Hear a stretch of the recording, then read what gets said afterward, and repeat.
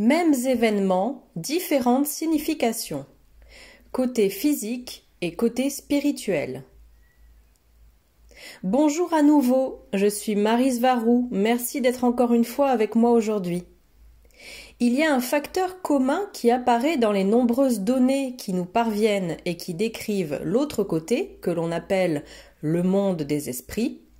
Et ce facteur commun, c'est que la valeur et la signification que l'on donne à une expérience du côté physique sont interprétées différemment par l'âme une fois qu'elle est du côté du monde des esprits.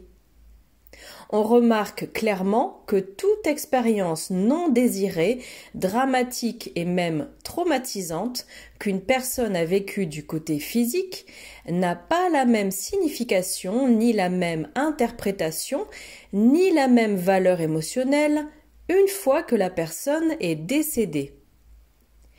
Quelque chose d'horrible et de traumatisant du côté des vivants ressemble à quelque chose de grandiose et très nourrissant pour l'âme de la personne une fois qu'elle est passée de l'autre côté. Et cela s'applique à tout ce qui a été expérimenté dans le monde des vivants et, franchement, c'est non seulement très perturbant, mais aussi assez inquiétant. Lorsqu'un événement très beau et positif se produit pendant que quelqu'un est dans le monde physique, il continuera d'être apprécié et pris comme quelque chose de positif une fois que la personne aura transcendé. Donc, fondamentalement, une fois dans le monde des esprits, les expériences positives sont toujours considérées comme positives. Par contre, les expériences négatives deviennent positives, c'est-à-dire que l'interprétation que l'on fait d'elles change. Mais bon, cela dépend du point de vue et de la valeur que chaque personne, chaque âme donne à ces expériences qui se produisent du côté physique. De ce fait, on ne peut ou ne doit pas généraliser, mais toutes les données vont dans ce sens et il y en a beaucoup. Et dans ce cas, pour ce que ça vaut, je parle aussi depuis le point de vue de la mémoire personnelle et expérientielle, étant donné que j'ai des souvenirs clairs, non seulement de vie passée, mais aussi de comment on se sent dans l'entre-deux-vie, dans le monde des esprits, bien que cette dernière partie soit plus floue que mes souvenirs de vie passée. Mais je ne parle pas seulement d'un point de vue personnel, parce que n'importe qui sur Terre peut également enquêter lui-même sur ce sujet et très probablement en arriver aux mêmes conclusions que moi. Par exemple, en étudiant le précieux travail de Dolores Cannon ou le travail de Ronnie Lina Lukanen-Kild, où ce point est tout le temps abordé. Et notons que ces deux femmes sont passées de l'autre côté. La première chose qui préoccupe par rapport à ce changement de valeur et de signification de toutes les expériences que l'on a du côté physique, c'est que l'on pourrait penser que n'importe quelle chose que nous décidons dans le monde des vivants peut n'avoir absolument aucune valeur une fois que nous passons dans le monde des esprits. Presque comme si nous n'avions aucune importance, pas plus que nos désirs, nos valeurs les plus précieuses, ni notre souffrance. Donc, si nous décidons pendant que nous sommes dans le monde des vivants que c'est notre dernière incarnation, cela ne signifiera peut-être plus rien une fois qu'elle sera terminée. Et cela nous condamnera à vivre une autre incarnation physique, et une autre, et encore une autre. Et il est très probable que nous souhaitions à chaque fois que la vie présente soit la dernière. Nous pouvons seulement théoriser pourquoi cela se produit, mais ce que je conclus, c'est que lorsque nous mourrons, notre conscience s'expanse tellement que notre interprétation des événements qui se sont produits pendant que nous vivions dans le monde physique change radicalement. Cela voudrait dire deux choses. Que cette expansion de conscience nous fait cesser d'être qui nous étions parmi les vivants, et que tous les événements négatifs que nous avons expérimentés dans le monde physique et toute notre souffrance ne sont rien de plus qu'une illusion. Et tout événement non désiré est vu d'une manière dramatique et souffrante seulement lorsque nous expérimentons à travers le prisme du corps physique. Voici un exemple de cela qui est tiré d'un extrait de Dolores Cannon et je l'utilise seulement pour que ceux d'entre vous qui aimeraient approfondir encore plus ce sujet par vous-même puissent faire des recherches dessus.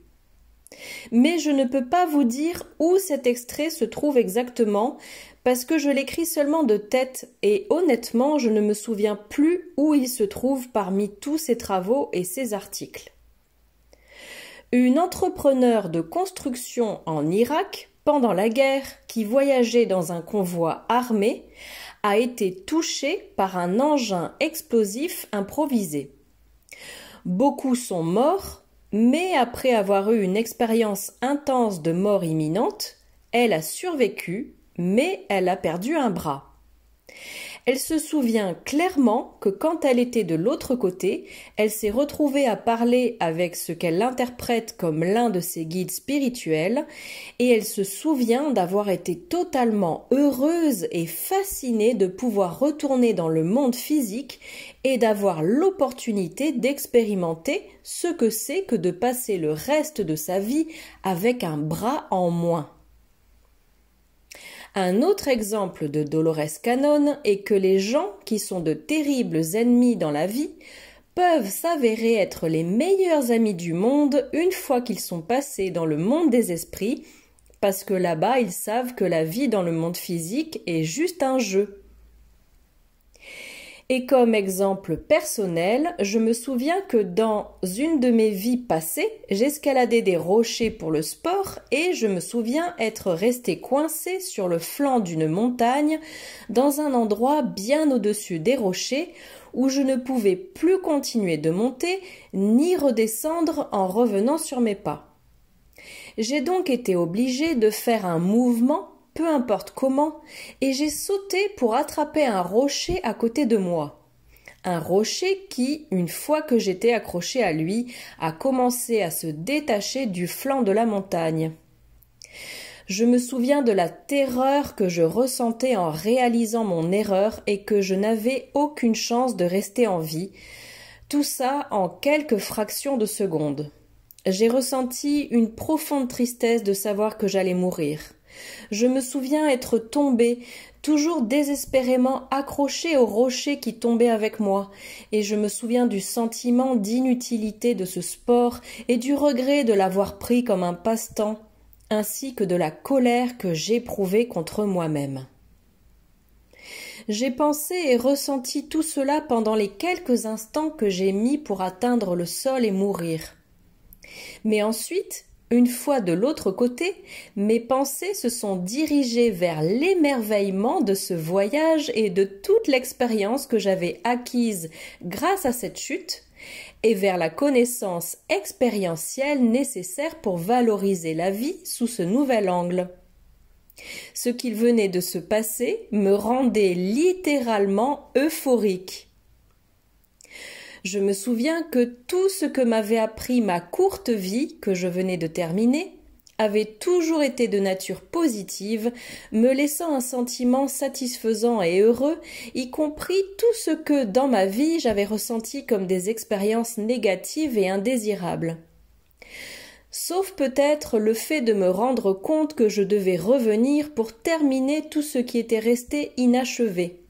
Mais c'était plutôt un sentiment que tout ça était embêtant et une perte de temps, même si de l'autre côté nous ne percevons pas le temps de la même façon.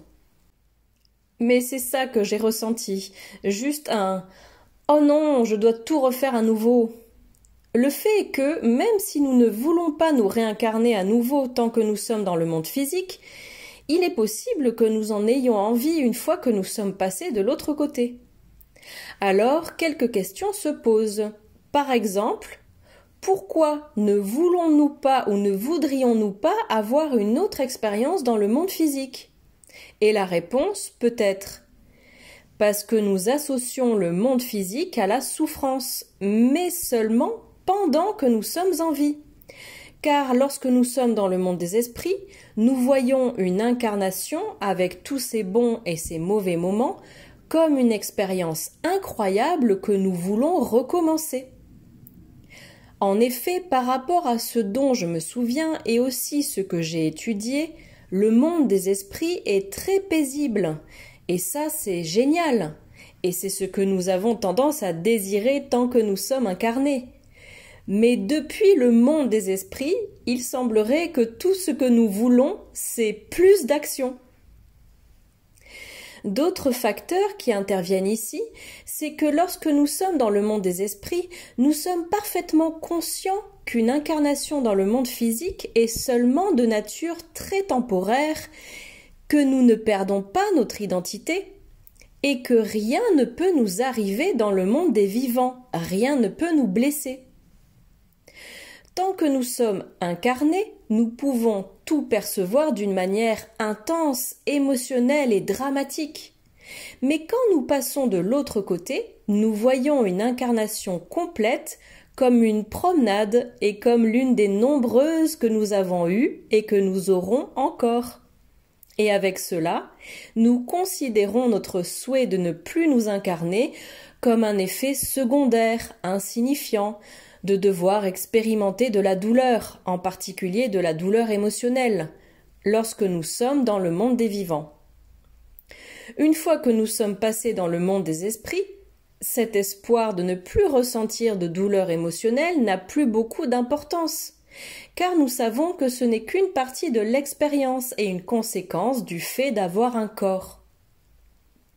Si on regarde le problème sous un autre angle, cela nous amène au concept suivant. Le fait que nous n'emportons rien avec nous du monde matériel une fois que nous passons dans le monde des esprits. Nous ne pouvons pas prendre notre argent, notre collection d'art, notre voiture ou notre maison, ni aucun de nos biens matériels. La seule chose que nous emportons quand nous mourrons, c'est notre expérience, tout ce que nous avons appris tout au long de notre vie et toute l'évolution spirituelle que nous pourrions en retirer. Qu'est-ce que ça veut dire?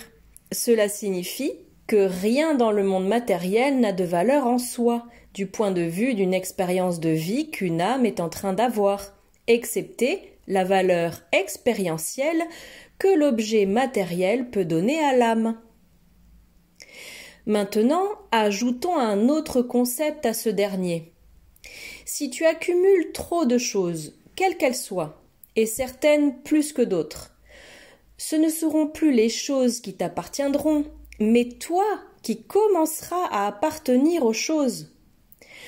D'autant plus que pour pouvoir répondre à ce besoin de posséder ces choses, tu dois sacrifier une grande partie de ta vie, donc tu dois agir au détriment de ton expérience de vie.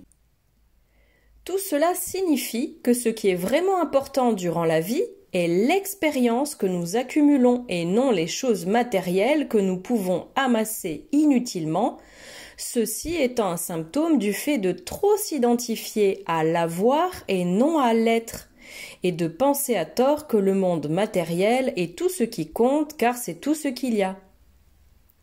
Donc, selon comment je vois les choses, ce qui compte vraiment, c'est l'amélioration personnelle et sous toutes les formes possibles, mais surtout la croissance spirituelle. Et qui nous sommes à l'intérieur, nos valeurs, notre éthique et nos actions sont beaucoup plus importantes que les choses matérielles et combien nous en possédons tout au long de notre vie. Je ne dis pas que nous devrions négliger notre besoin de posséder des choses, parce que, comme je l'ai dit précédemment, ces choses nous donnent une valeur expérientielle qui nourrit aussi notre développement spirituel, même si cela dépendra des besoins et des désirs de chaque individu durant son expérience de vie. Autrement dit, les choses matérielles ont aussi leur place. Mais nous devons rester vigilants à ce qu'elles ne prennent pas le pouvoir sur nos vies. Je dirais qu'un des sens de la vie, c'est de se rendre compte que nous sommes les créateurs de nos conditions de vie. Et la raison pour laquelle nous continuons à nous charger encore et encore de choses matérielles, c'est parce que nous sentons que nous ne maîtrisons pas encore le fait de savoir attribuer une valeur juste à chaque expérience de vie. Je ne crois certainement pas qu'il existe des entités ou des démons de ce genre qui nous forcent tous à nous réincarner. Je crois fermement que nous le faisons à cause de nos propres attachements et idées d'insatisfaction et de tout ce que nous pensons ne pas avoir accompli jusqu'au bout. Alors, encore une fois, apprendre à lâcher prise, à pardonner aux autres et spécialement à nous-mêmes, et à apprécier les choses et les êtres que nous avons dans nos vies, tout cela dans la gratitude, cela nous permet de ne pas répéter une autre incarnation, ou tout du moins de ne pas répéter la même incarnation que la toute dernière, ce qui nous donne une chance d'avancer. Un autre facteur qui me semble aussi nous faire revenir dans le monde physique, c'est le besoin de sentir que nous pouvons créer une vie merveilleuse malgré les difficultés ou expériences non désirées. Une vie que nous aimerions recommencer. Cela peut être la même vie, mais avec des variations. Ou alors nous pouvons apprendre à créer d'innombrables vies différentes, positives et fabuleuses, pleines de contrastes et de développement spirituel. Et de ce fait, nous pouvons faire en sorte que les significations que notre âme attribue à la vie depuis le point de vue physique correspondent aux significations qu'elle attribue à la vie depuis le point de vue spirituel. Plus nous pourrons synchroniser nos valeurs de manière cohérente en tant qu'âme incarnée et en tant qu'âme désincarnée, plus nous pourrons devenir des êtres complets et plus nous aurons du contrôle sur nos vies. Pourquoi sommes-nous vivants ? Peut-être que c'est pour apprendre à être heureux malgré tout. Peut-être même pour apprendre à dissoudre toute négativité, étant donné que c'est juste une interprétation qui change en fonction de l'angle depuis lequel nous la voyons. On peut voir la vie comme quelque chose de dur, de difficile, peu importe où et qui nous sommes. Selon mon point de vue, la vie consiste à te maintenir vivant aussi longtemps et du mieux que tu le peux. Et on peut même considérer que la vie est un jeu dont le but est de voir combien de temps tu parviens à rester vivant et combien tu es difficile à tuer. Et une des clés est de persévérer, de continuer d'aller de l'avant quoi qu'il se passe, d'insister sur ce que tu veux et ce dont tu as besoin, et ne jamais te rendre. Et puis peut-être qu'en tant qu'âme, nous pouvons finalement arriver à voir qu'être dans le monde des esprits ou dans le monde physique est la même chose. Ce contraste n'étant qu'une autre expression de la dualité et seulement une interprétation. Car depuis le point de vue le plus expansé que nous désirons tous atteindre, il n'y a pas de dualité entre le monde spirituel et le monde matériel. Il n'existe que le monde spirituel. Le côté matériel, aussi convaincant soit-il, n'est qu'une illusion. Les deux mondes sont juste un ensemble d'idées, de valeurs et d'interprétations dans une grande soupe de conscience pure. Je sais que ça fait mal d'être incarné. Ça fait mal ici aussi en 5D. Et cette douleur physique et émotionnelle ne peut être niée.